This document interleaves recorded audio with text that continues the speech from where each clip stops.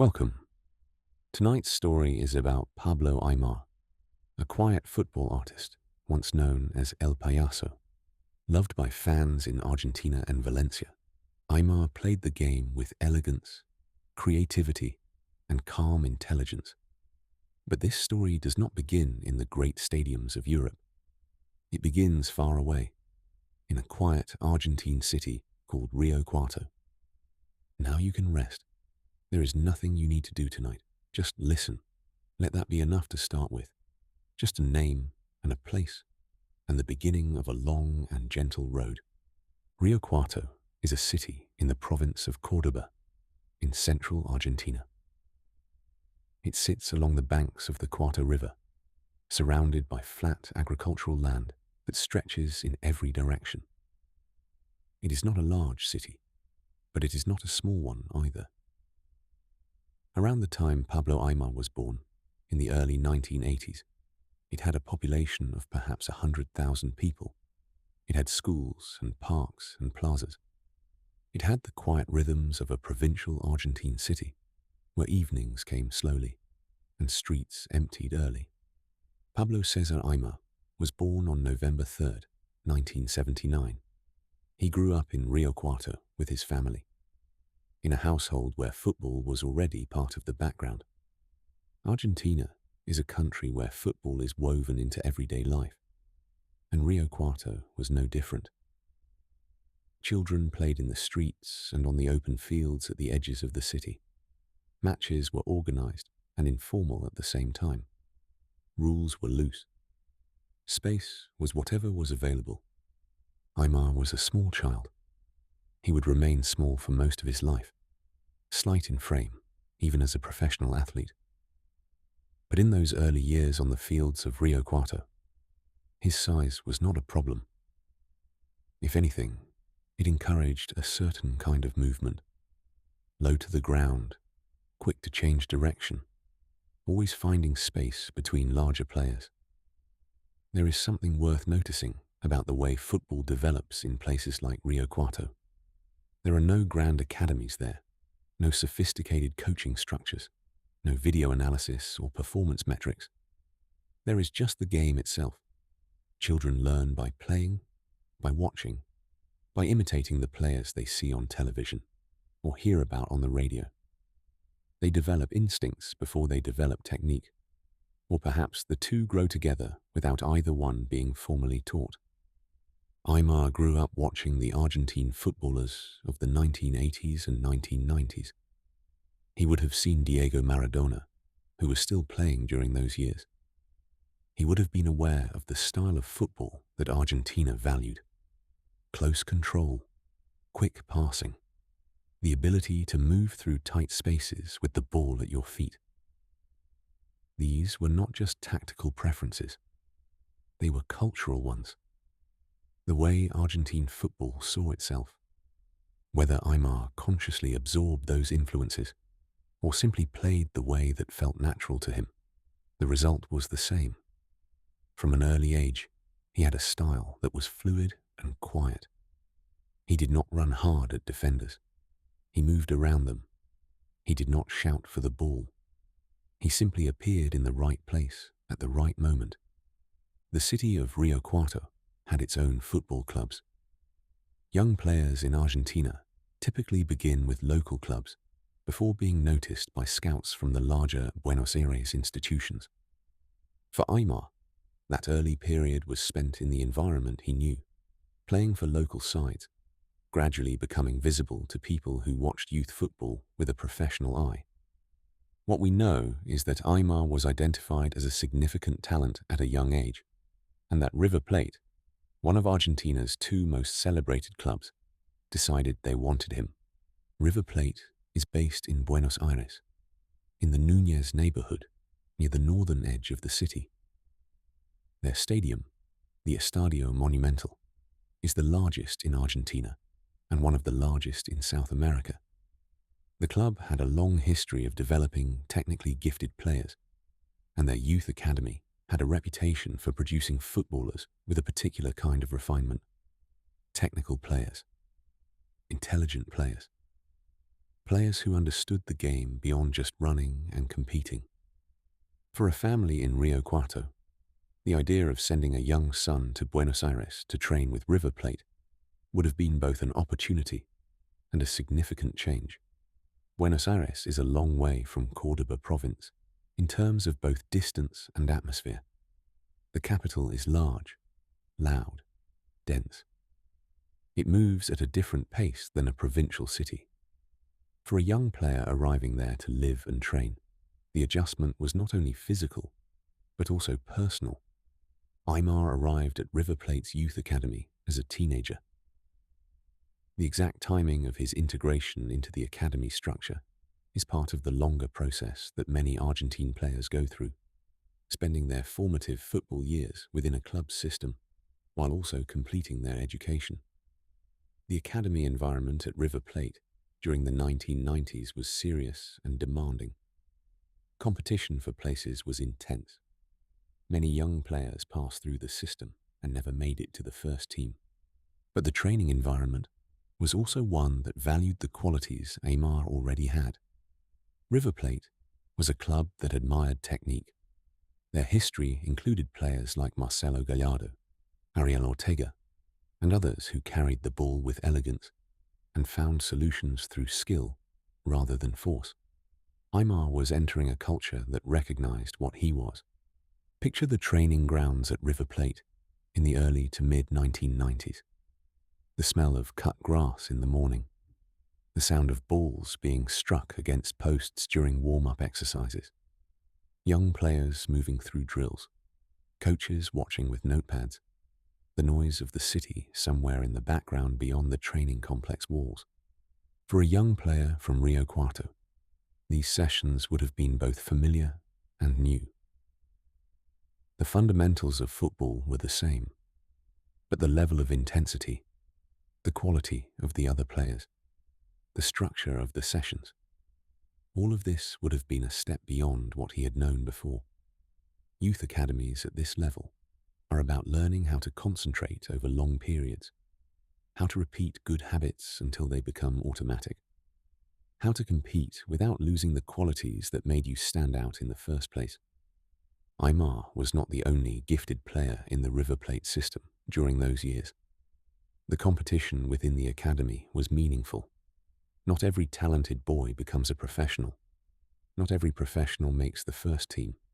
The gap between being good and being good enough for top-level Argentine football was real. But Aimar moved through the system. He developed. He stayed. And as he moved into his late teenage years, he began to be considered seriously as a player who might have a future at the highest level of Argentine football. River Plate's first team in the mid to late 1990s was one of the strongest in Argentina. The club had won multiple Apertura and Clausura championships during that decade and had also achieved significant success in South American club competition. The atmosphere around the first team was one of expectation and tradition. Breaking into that team as a young player was not something that happened easily or automatically, regardless of talent. The established players were professionals with years of experience. The coaching staff had to weigh the potential of a young player against the reliability of experience. Debuts came when they were earned. Aimar made his professional debut for River Plate in 1996. He was 16 years old. That debut placed him among the younger players to have appeared for the club's first team. Though River Plate had a tradition of integrating young talent into senior football when the moment felt right, his appearances in that first season were limited, as was to be expected. He was learning, observing, adjusting to the pace and the physicality of professional football in Argentina. What is notable about Aimar's early professional appearances is not the number of matches or the statistical record. It is the impression he made on those who watched him. Even as a teenager, his movement was distinctive. He carried the ball close to his feet. He changed direction smoothly. He found passes that other players did not see. These qualities were already present, already identifiable. even in short periods of play. In Argentine football, young players who display this kind of talent in their first senior appearances tend to attract immediate attention. The football press in Buenos Aires follows River Plate closely. Supporters of the club watch young players with a particular kind of interest, looking for signs of the next generation. Aimar, in those early appearances, began to register as someone worth watching. The late 1990s at River Plate were a period of both opportunity and change. The club continued to be competitive in Argentine football, and the roster evolved as some experienced players moved on, and younger ones took on larger roles. For Aimar, the years between his debut in 1996 and the turn of the century were years of gradual integration. He was not immediately the central figure. He developed steadily, earning more playing time as his performances warranted it. Argentine football in this period had a particular texture. The domestic league was divided into two short championships per year, the Apertura and the Clausura, each running for around 18 or 19 rounds. This meant that the rhythm of the season was different from European leagues, with points and titles decided quickly. Every match had weight. There was little room to recover from a poor run of form. In this environment, consistency mattered enormously. A young player who showed brilliance occasionally, but faded in and out of games, would not hold his place. What the coaching staff and teammates needed to see was reliability, an ability to reproduce quality week after week under pressure in the high-stakes atmosphere of Argentine football. Aimar showed that reliability as he matured. His football did not rely on physical attributes that would diminish under pressure. It relied on timing and perception and touch, qualities that tend to stabilize rather than fluctuate under the demands of professional football when a player is developing properly. By the late 1990s, he was a regular in the River Plate squad, and his role in the team was becoming clearer. He operated in the areas behind the striker, in the central and wide positions in midfield, with freedom to move with the ball and to connect play between the deeper midfielders and the forward line. This was not a rigidly defined role. Argentine football at the time gave technical players like Aimar a degree of creative latitude. The expectation was that they would use the ball intelligently, that they would create chances, that they would make things happen in the spaces where the game was decided. The Estadio Monumental sits in Núñez on the banks of the Rio de la Plata, though the river is not visible from most parts of the stadium. On match evenings, the lights of the ground would come on as the sky darkened, and the sound from inside would carry through the surrounding streets for some distance. River Plate matches were significant occasions in Buenos Aires. The stadium, with its capacity for over 60,000 spectators, created an atmosphere that was different from anything a young player from a provincial city would have experienced before. There is something about performing in front of a large crowd for the first time, and then again and again as the seasons pass, that changes a footballer. The experience of playing in that environment becomes normalized. What once felt overwhelming becomes familiar. The noise settles into the background. The concentration required in big matches becomes something a player can access more reliably.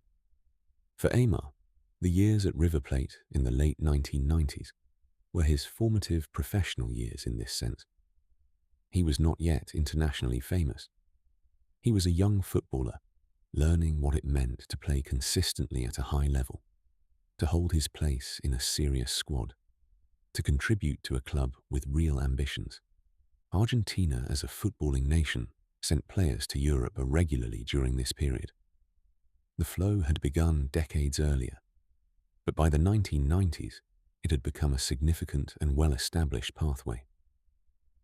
Young Argentine players who showed talent at home were watched by scouts from Spain, Italy, France, and elsewhere.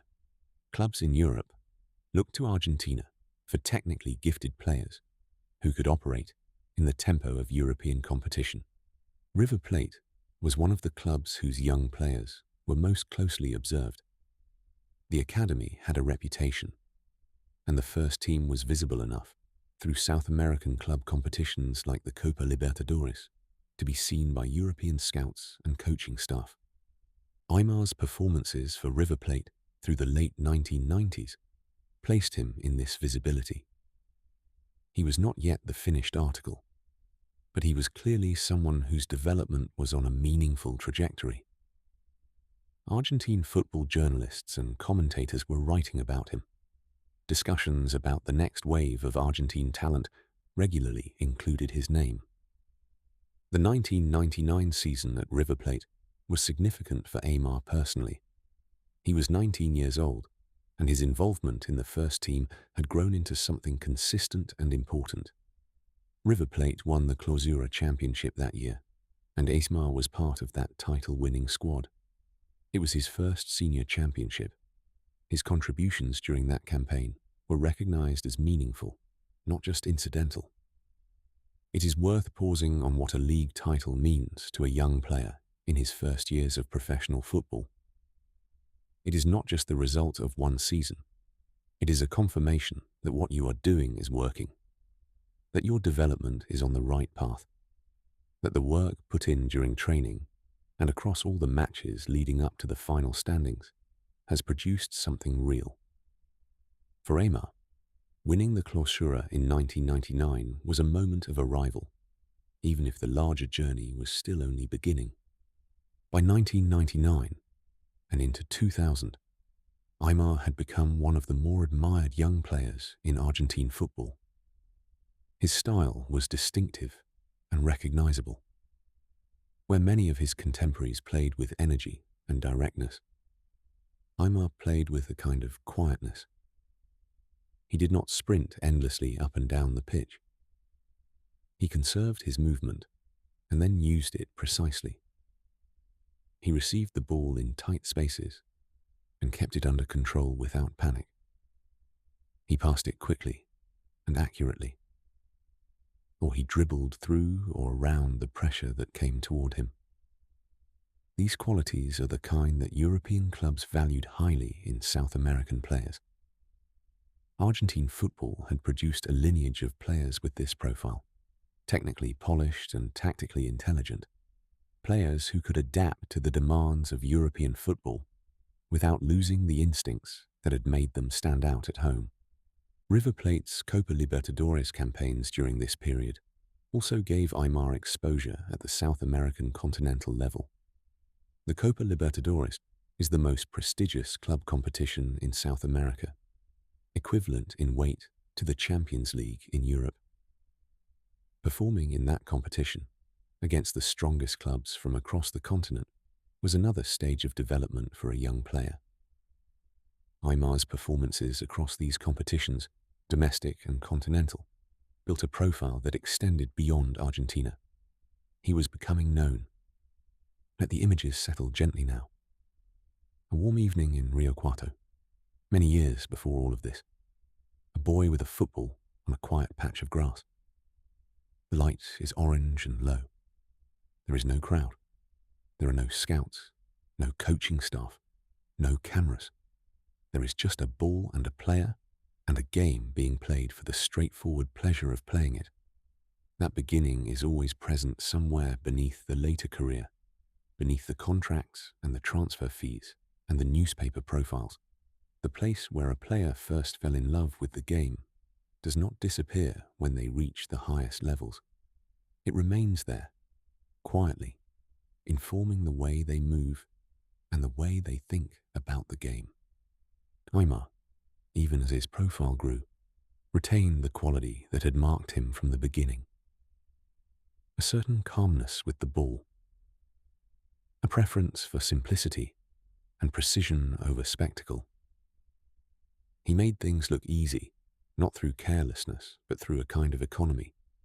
Every movement was there for a reason. Nothing was wasted.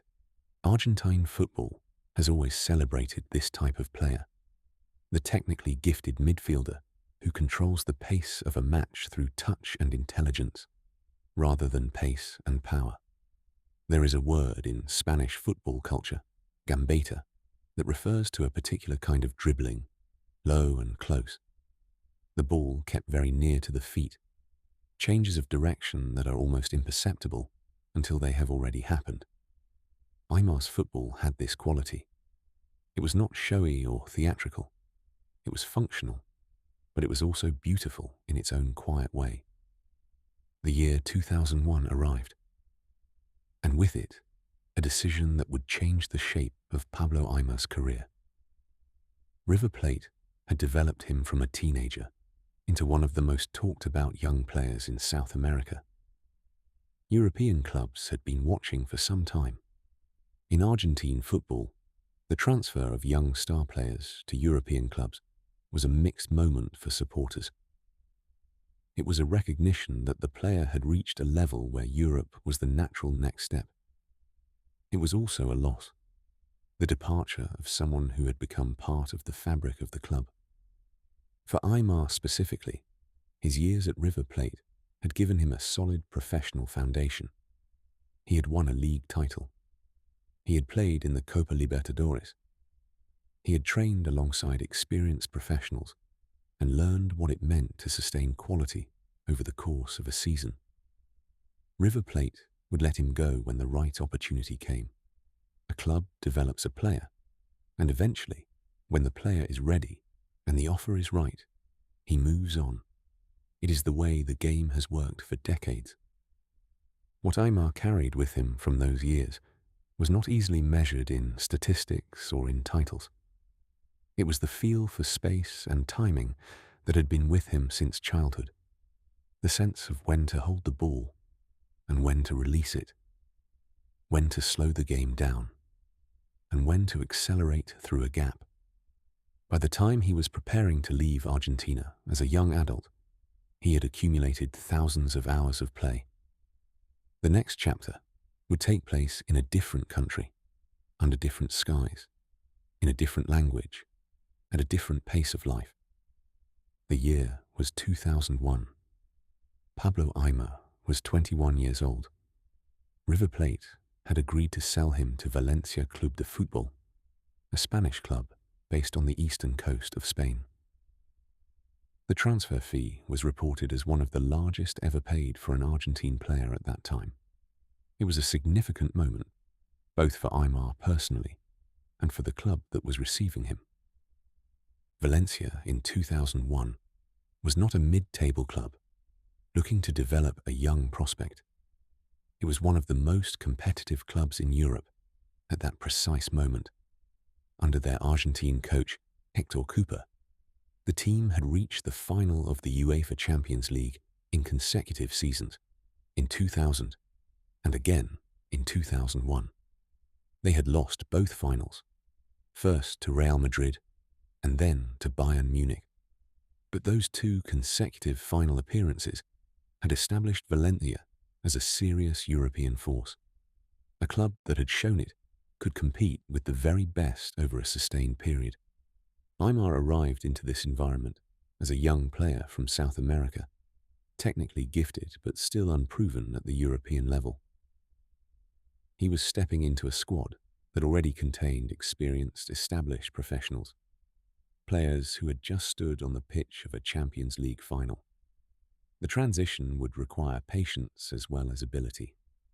The city of Valencia sits on the southeastern coast of Spain, where the Turia River once ran before being redirected after severe flooding in the late 1950s. The old riverbed was converted over the decades into a long green park that winds through the city. The climate in Valencia is mild and dry for most of the year. Warm summers, gentle winters.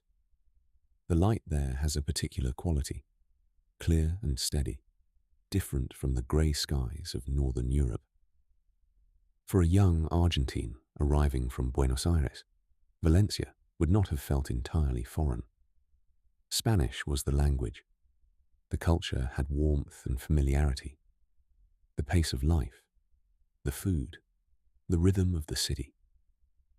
All of this was closer to what Aimar had known in Argentina than, say, moving to England or Germany would have been. That ease of cultural transition mattered for a young player adapting to a new league, a new squad, and a new style of competition. The Mestalla Stadium, where Valencia played their home matches, was a compact and steep ground in the middle of the city. Unlike the Estadio Monumental in Buenos Aires, which spread wide and low across a large footprint, the Mestalla rose sharply on all four sides, bringing the crowd close to the pitch. On match evenings, the atmosphere inside was dense and loud. The supporters were passionate and close enough to the action that players could hear individual voices from the stands. Aimar would have needed time to adjust to all of this. Not just the tactical demands of Spanish football, but the physical demands of playing in La Liga, the pace of the game, the pressing, the defensive organization of the teams he would face every week. La Liga, in the early 2000s, was widely considered the best league in the world, home to Real Madrid and Barcelona at the height of their powers, as well as clubs like Deportivo de La Coruña and Valencia itself, competing seriously for major honors. The 2001-2 season was Aimar's first in Spain. He made his appearances for Valencia gradually, working into the squad rather than immediately commanding a starting role. This was appropriate, given the quality already present in the team. The coaching situation at Valencia also changed during that period. Hector Cooper departed, and Rafa Benitez took charge of the club. This transition would prove to be important for Aimar's development at Valencia, though the full significance of it would take a season or two to fully emerge. Rafa Benitez was a coach who valued technical intelligence and positional discipline. His teams were organized and difficult to break down, but they also played with purpose in possession. For a player like Aimar, who moved with the ball intelligently and found space through reading the game rather than through pace or power, Benitez's approach offered a framework within which those qualities could function. Aimar's role at Valencia settled into the area behind the striker, in what Spanish football often describes as the media punta position, a player who connects midfield and attack, who receives the ball between the lines and creates from that area. This was the role he had played at River Plate, adapted now to the demands of Spanish football. The space available was tighter. The opponents were more organized. The time on the ball was shorter, but the core of what he did remained the same. The 2001-2002 and 2002-2003 seasons at Valencia were years of adjustment and growing contribution. Aimar appeared regularly enough to establish himself in the squad's plans, and his performances during this period showed that the qualities he had brought from Argentina were not diminished by the transition to European football. He adapted. He found his rhythm in a different league. Then came the 2003-2004 season. This was the year that Valencia, under Rafa Benitez, won the La Liga title. It was a championship achieved with considerable consistency across the course of the season. Valencia finished ahead of Barcelona and Real Madrid, two clubs with far greater financial resources. The title was a product of collective organization and the intelligent use of a squad built on genuine quality rather than individual stars. Aimar was part of that title-winning squad. His contributions across the season were meaningful. He brought the kind of creativity and technical quality in the final third that complemented the defensive solidity Benitez had built into the team. He was not the only attacking talent in that squad. Players like Mista, Vicente and others contributed significantly, but Aimar's presence in the team gave Valencia an additional dimension in attacking play. Winning La Liga was a different kind of achievement from winning the Argentine Clausura. The Spanish league was longer, more demanding, spread across 38 rounds over the course of 8 or 9 months. Sustaining the level required to win that competition over a full season against the resources and quality of the clubs competing at the top was a serious accomplishment. The following season, 2004 to 2005, brought another significant achievement. Valencia won the UEFA Cup, the second-tier European club competition at the time, now known as the Europa League. The final was played in Lisbon, where Valencia defeated Olympique de Marseille. It was a confirmation that the club's quality was not limited to domestic competition. They were performing at a high level in Europe as well. For Aimar, being part of a squad that won a major European trophy was another layer of achievement in a career that was still only in its mid-20s. He had arrived at Valencia at 21, entering a club that had just been to 2 Champions League finals. He had adapted, developed, contributed to a La Liga title, and now a European trophy. The arc of those first few years in Spain was a genuinely strong one. The Mestalla on European nights had a particular atmosphere. The stadium's steepness and the closeness of the crowd created an intensity that was specific to that ground. Valencia supporters had a long history with European competition, and the UEFA Cup run in 2004-05 gave the city another reason to celebrate a club that had been one of the most competitive in Spain for several years running. Rafa Benitez left Valencia after the UEFA Cup victory to take charge of Liverpool in England. His departure marked the end of a particularly productive era for the club. Benitez had been the architect of the 2-title period, and his coaching had created the environment in which Aimar and the other Valencia players had performed so well. Transitions of this kind are common in football. Coaches move on. Squads evolve. The period that produced those achievements becomes part of the club's history, and a new chapter begins. For Aimar, the years after Benitez's departure were a somewhat different period at Valencia. The club remained competitive in La Liga and in European competition, but the consistency of the Benitez years was harder to replicate. New coaches came and the squad shifted. Aimar continued to play, continued to contribute, but the broader context around him was changing. He also began to deal with something that would become a persistent feature of the latter part of his career: physical fragility. Aimar had always been a slight player. He was not built for the physical battles that some positions in football demanded. His game had always been built around avoiding contact rather than absorbing it. But injuries are not always the result of direct physical confrontation. Muscular problems, issues with joints and tendons, the accumulated wear of professional football. These are things that affect players regardless of their physical style. During his time at Valencia, Aimar missed periods of football through injury. The interruptions were frustrating in the way that all injuries are for professional players. They break rhythm. They require rehabilitation. They force a player to watch from the sidelines during weeks when they would rather be on the pitch. Think for a moment about the texture of a training ground in the early morning. The grass still slightly damp. The light coming in low from the east. A few players going through individual work before the full squad session begins. The sound of balls being kicked, steady and unhurried. This is where professional footballers spend most of their working lives. Not in the stadium, not in the 90 minutes of a match that supporters see, but in these quieter hours of preparation. The repetition of technical drills, the physical conditioning work, the tactical meetings where coaches explain what they want to see from the team in the next match. Aimar, even through the injury periods, remained part of this daily environment. The training ground was his workplace, and the work there continued regardless of whether a match was close or distant.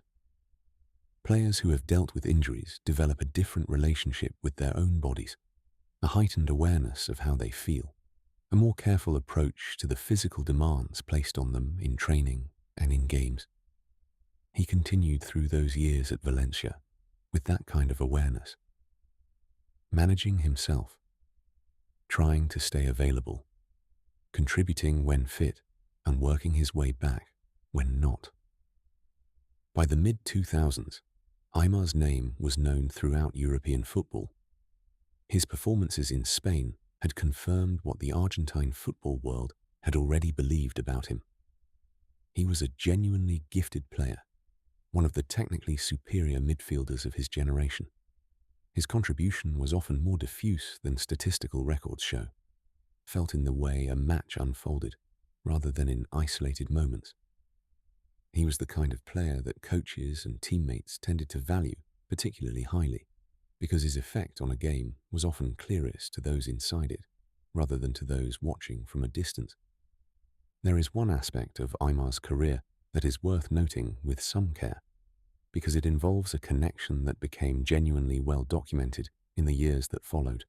Lionel Messi, who went on to become one of the most celebrated footballers in history, has spoken on multiple occasions about Pablo Aimar being his childhood idol.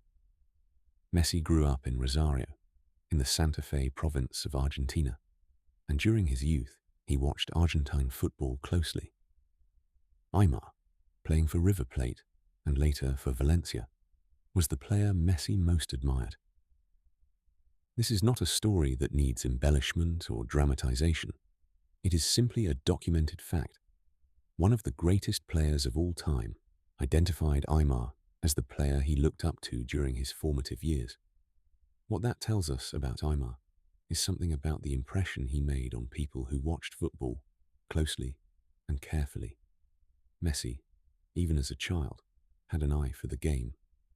The player he chose to admire was not the most physically imposing or the most statistically dominant, but the one who moved with the most intelligence and grace. Aimar's time at Valencia extended through the mid-2000s. The exact years of his appearances varied as injuries and squad selection created fluctuations in his involvement. He remained at the club through several coaching changes and the gradual evolution of the squad from the peak Benitez era into a different configuration. By the latter part of his time in Valencia, it was becoming clear that a change was likely. The combination of his physical vulnerability and the shifting priorities of the club meant that his role there was not going to remain at the same level it had once been. This is a normal process in football careers. Players who were once central to a club's plans eventually find themselves in a different position within the squad hierarchy. It is not always a dramatic fall from grace. It is often simply the natural movement of a career. The question for Aimar was where the next chapter would take him. He was still in his mid to late 20s, still a player with real quality to offer. The right environment could give him more consistent playing time and the chance to contribute at a high level again. Real Zaragoza was the next destination. Zaragoza is a city in the Aragon region of northeastern Spain, roughly equidistant between Madrid and Barcelona. The club had a history in Spanish football that included periods of genuine success, including a European trophy in the 1990s when they won the Cup Winners' Cup. By the time Aimar arrived, Zaragoza were competing in La Liga, but not among the clubs challenging for the title. It was a step down in terms of the club's ambitions compared to Valencia, but it offered regular football. Aimar's time at Zaragoza was a period of trying to recapture consistency. Playing regularly is important for any footballer. The match rhythm, the sharpness that comes only from competitive games, the confidence that builds through consistent performance, all of these depend on regular involvement.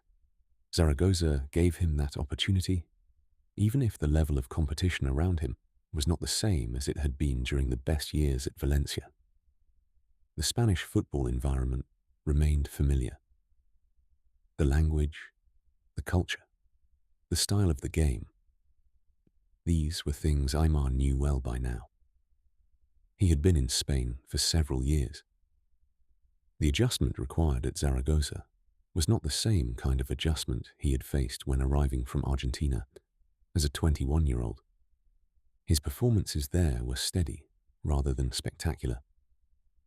He contributed to the team's play with the qualities he had always had: the technical ability, the intelligent use of the ball, the capacity to find space and use it well. But the injuries that had interrupted his career at Valencia remained a feature of his time at Zaragoza as well. He was not always available, and the periods when he was fit and playing were interspersed with periods of recovery. The city of Zaragoza sits on the Ebro River in the Aragon region. It has a particular feeling of being between things, between the two major Spanish cities, between the flat agricultural lands of the valley and the mountains that rise to the north and south. Playing in Zaragoza was a different kind of life from the peak years at Valencia. Quieter, less in the spotlight. But the professional demands do not diminish simply because the club is not competing for a title. There is something to be said for this kind of football. Away from the intense scrutiny that surrounds the largest clubs, a player can sometimes find a different kind of focus. After his time in Spain, Aimar's career took him to Portugal. Benfica, one of the two dominant clubs in Portuguese football, signed him. Benfica are based in Lisbon, one of the oldest capital cities in Europe, sitting at the point where the Tagus River meets the Atlantic Ocean. The city is built across a series of hills, and the light there has a coastal quality, bright and slightly diffuse, different from the inland clarity of Zaragoza or the warm steadiness of Valencia. The Estadio da Luz, Benfica's home ground, is a large and modern stadium rebuilt in the early 2000s for the European Championship that Portugal hosted in 2004. It holds over 60,000 spectators and sits in the northwestern part of Lisbon. The club's history is long and distinguished. Benfica had been one of the great European clubs of the 1960s, and they remained one of the most supported clubs in Portugal. For Aimar, the move to Benfica was another chapter in a career that had taken him across the Iberian Peninsula. Portuguese football had its own character.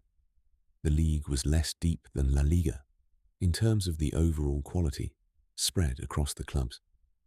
But the top clubs competed seriously, and Benfica's participation in the UEFA Champions League meant that European football remained part of the picture. His time at Benfica continued the pattern that had defined his later career in Spain. He was a player of recognized quality whose availability was limited by injury.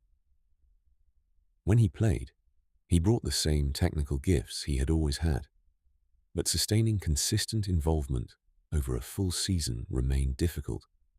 Let the story rest here for a moment. An evening in Lisbon, the city settling into night, the lights of the Tagus reflecting on the water below the hills. A professional footballer at the end of a training session, making his way back to the dressing room, tired in the way that physical work makes you tired. Not dramatically so, just the ordinary tiredness of a day spent doing the thing you have trained to do. This is football stripped of its spectacle, the training and the travel and the recovery and the waiting for the next match.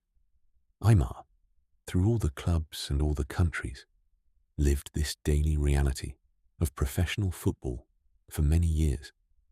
The matches were the visible part, but the invisible part, the training grounds and the treatment rooms and the quiet evenings before away games, made up the larger portion of the career. The extraordinary things that professional footballers do are built on the most ordinary kind of daily commitment. Showing up, working, repeating, day after day, across seasons, across years. There is a broader truth about football careers that Aimar's experience illustrates quietly and without drama. Even players of genuine talent and real achievement can find that the body does not always cooperate with the ambitions of the mind. The physical demands of professional football, sustained over 15 or more years, take a toll that varies from player to player. Some players are durable. They play through minor discomforts and emerge largely intact from long careers. Others find that their particular physical makeup is less suited to the accumulation of that kind of wear. Aimar was in the latter category, not because he was careless or poorly conditioned, but simply because his body responded to the demands of professional football in a way that created recurring problems. This is not a failure. It is a reality, and it is one that many players of comparable ability have navigated through the same combination of patience, rehabilitation, and careful management. What is notable about Aimar through these years is that he did not disappear from football. He kept working.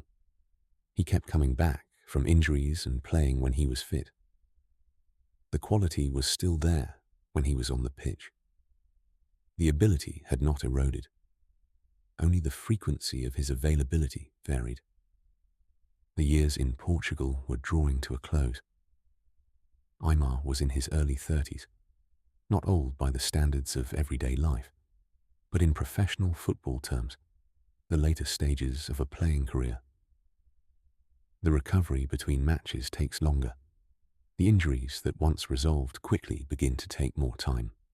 The body that has been trained since childhood and worked at the highest level for 15 years communicates its limits more clearly. Aimar began to consider a return to Argentina, to River Plate, to the club where his professional career had begun, where he had won his first championship, where his qualities had first been recognized at the highest level of Argentine football. A return to River Plate meant returning to Buenos Aires, to the Estadio Monumental and its familiar scale, to the Núñez neighborhood and the training grounds nearby, to Argentine football with its particular intensity and its particular emotional charge.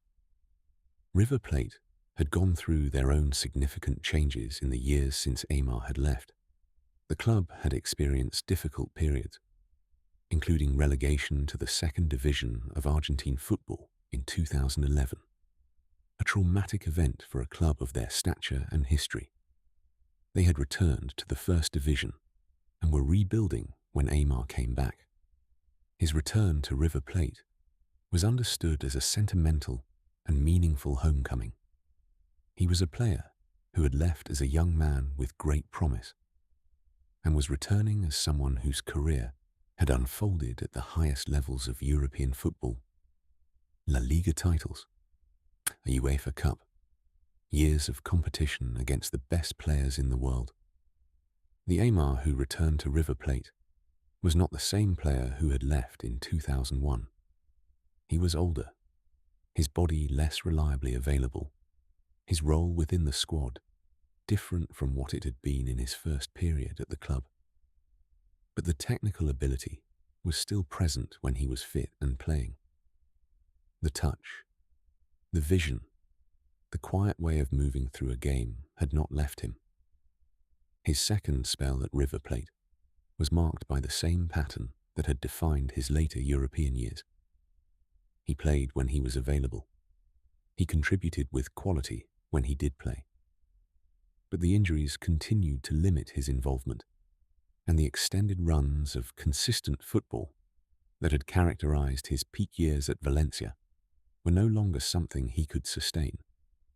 There were moments during this final period at River Plate that carried a particular kind of weight. Playing in the Estadio Monumental again, in front of supporters who had watched him develop there as a teenager, who had seen him leave and followed his career from a distance across all the European years, and who now saw him back in the red and white of the club. These were not manufactured moments of emotion. They were simply the natural feeling of a long journey returning to its starting point. Argentine football supporters have a particular relationship with players who come from their club's academy, leave for Europe, and then return.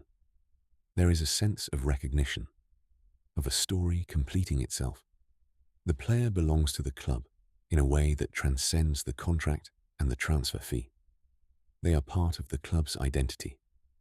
Aimar had been part of River Plate's identity since the mid-1990s.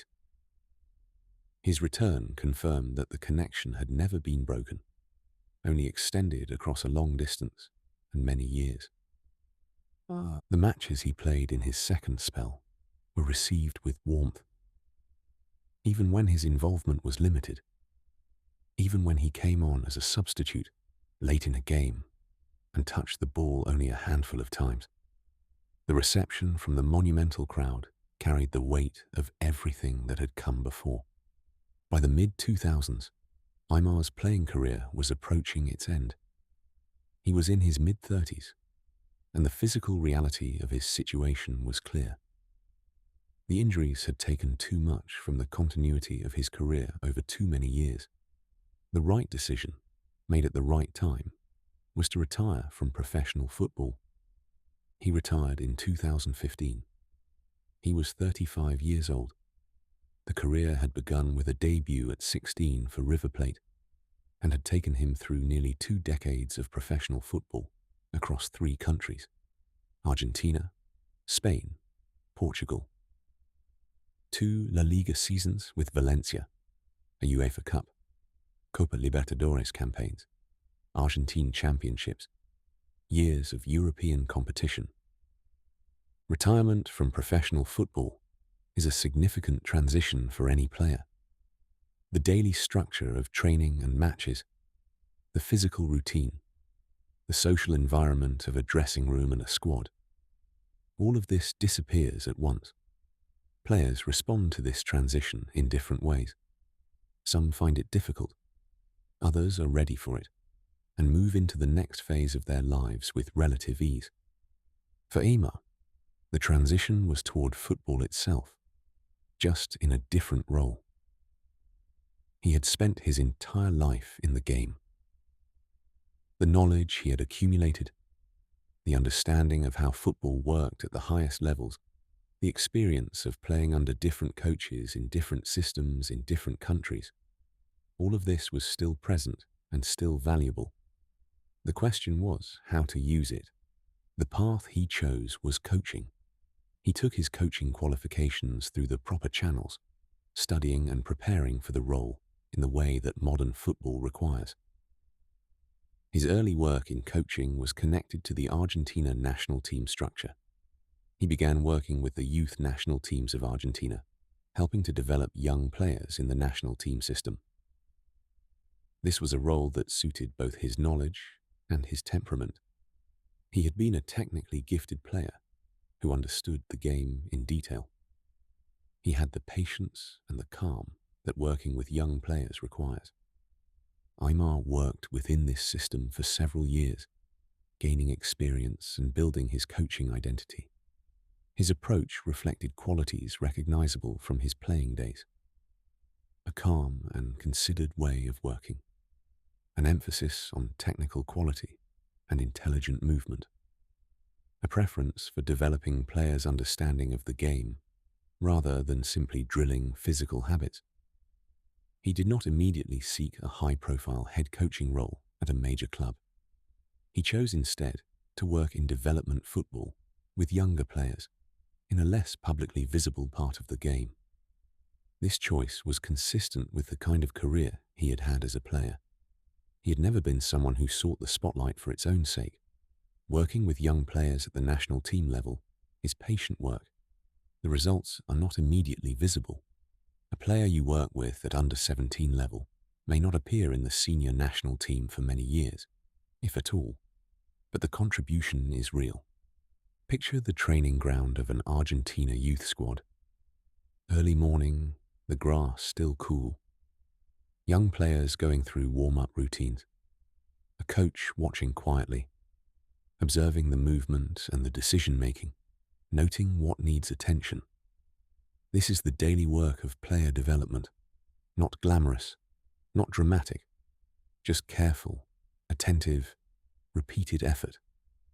Aimar in this role would have been a presence that carried weight without needing to announce it. Players in the Argentina youth system would know who he was. They would know his career, his time at Valencia, his place in the lineage of Argentine midfielders. That background gave his coaching words a particular credibility, because players can hear in the details of what he said someone who had actually done the thing he was talking about. The connection between Aimar and Lionel Messi, which began as a fan looking up to a player, eventually became a connection between two people who existed within the same football world. Messi went on to captain the Argentine national team and became the defining player of his generation. Aimar was part of the Argentine football structure in a coaching capacity.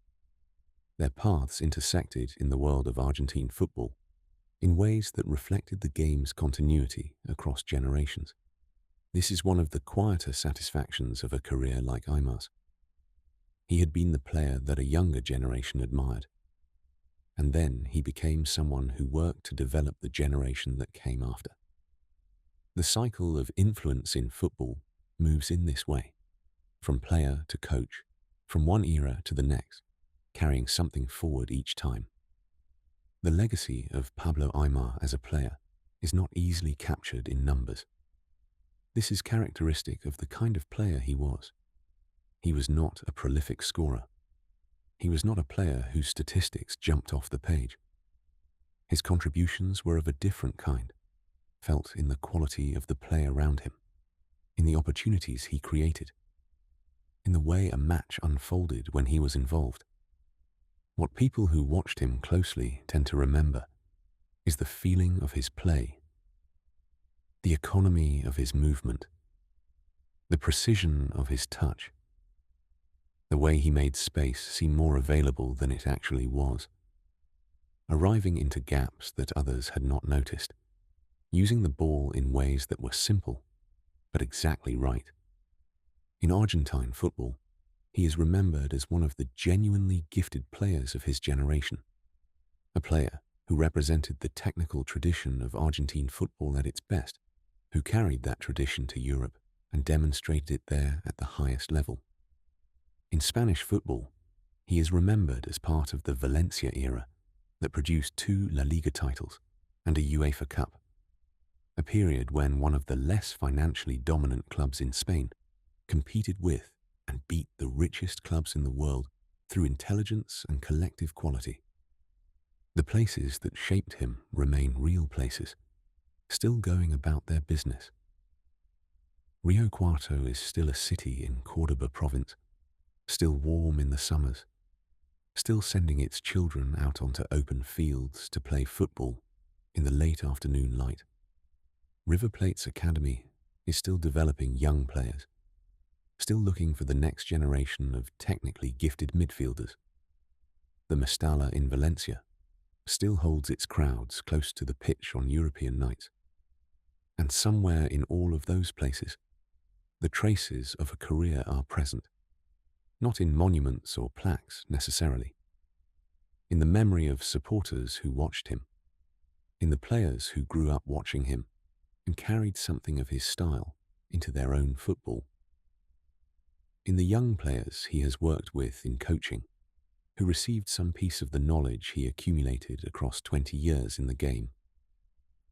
Football careers are temporary by nature. The playing stops. The specific performances fade from active memory into the longer record of history. But the influence continues, diffuse and hard to trace precisely, moving through the game in the way that all real influence moves, quietly, without announcement. It is late now. Or perhaps it is the middle of the night, and you have been resting through most of this story, catching fragments of it as you drifted in and out of sleep. That is exactly what this was made for. There is no need to have heard every word. The story was here, moving at its own gentle pace, keeping you company in the quiet hours. Pablo Aimar was born in a city in central Argentina. in a province known for its flat agricultural land and its warm, steady climate. He grew up with a football, the way millions of Argentine children grow up with a football. He was smaller than most of the players around him, but he moved with a kind of precision and intelligence that made size irrelevant. He played for River Plate and learned what professional football meant. He crossed the Atlantic and joined Valencia at a time when that club was competing with the best in Europe. He won things. He dealt with injuries. He moved from Spain to Portugal and eventually back to Argentina, back to River Plate, back to the place where it had all begun.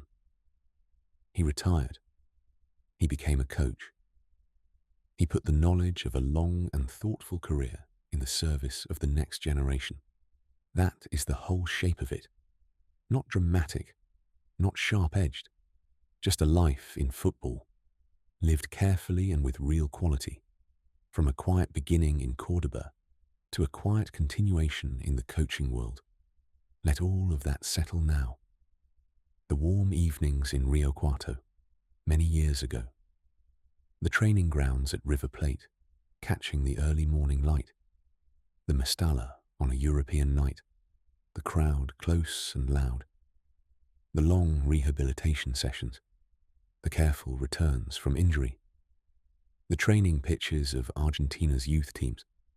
The next generation of players finding their feet. All of it at rest now. All of it quiet. Your breathing can slow a little more. The weight of your body against the bed, steady and still. There is nothing left to think about tonight. No decisions, no plans, no unfinished things. Just the darkness and the quiet and the end of a long and gentle story. Sleep now. The night is soft and unhurried, and there is nothing it asks of you. Rest well.